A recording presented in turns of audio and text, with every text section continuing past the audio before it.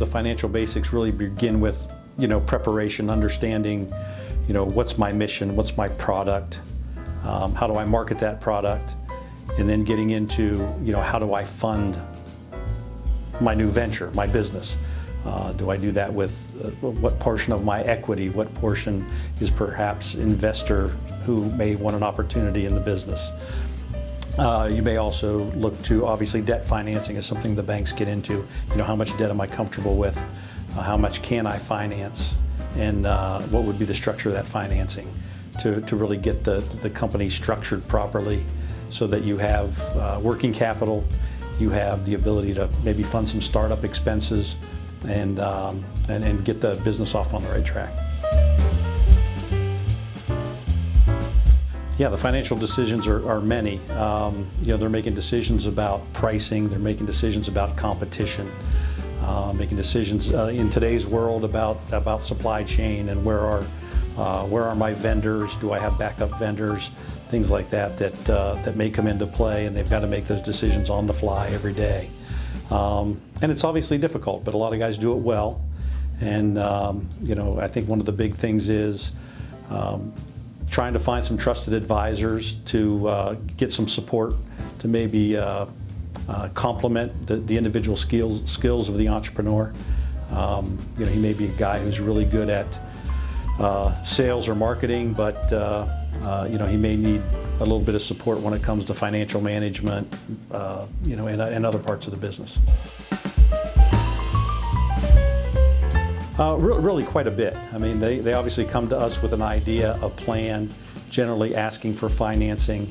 So it really gives us the opportunity to help them understand, what the possibilities are. We use certain enhancements in financing young entrepreneurs and young businesses, things like the SBA and some of the other programs that are out there. We partner with those folks to help them get the education they need and maybe the funding that they need. There's small business development centers. I know there's one at Youngstown State University, which is a great resource for beginning businesses and young entrepreneurs who want to learn more and get some help, maybe help establish a business plan and things like that. That support's out there at those development centers. Equity financing is, using your own money or money of investors to actually who have ownership in the business, and that's a great way to finance a portion of your capital structure. Debt financing is, more geared toward banks or other financial institutions that would fund into the loan, generally, with some sort of repayment terms in various number of ways, whether it be with real estate or equipment, but that financing would come from a bank or a similar institution.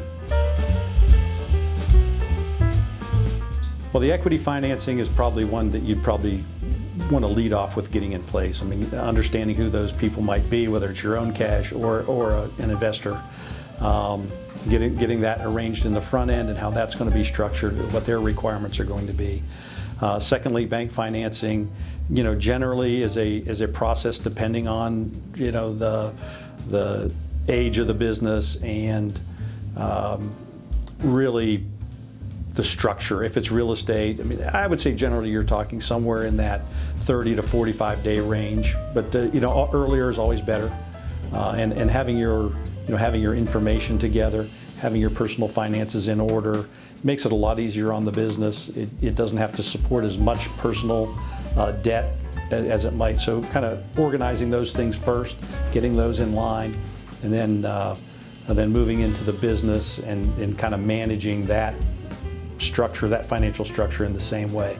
I think entrepreneurs have a tendency to run their business a little bit like they run their personal finances. So if those are organized and neat and tidy, then generally the business be run the same way.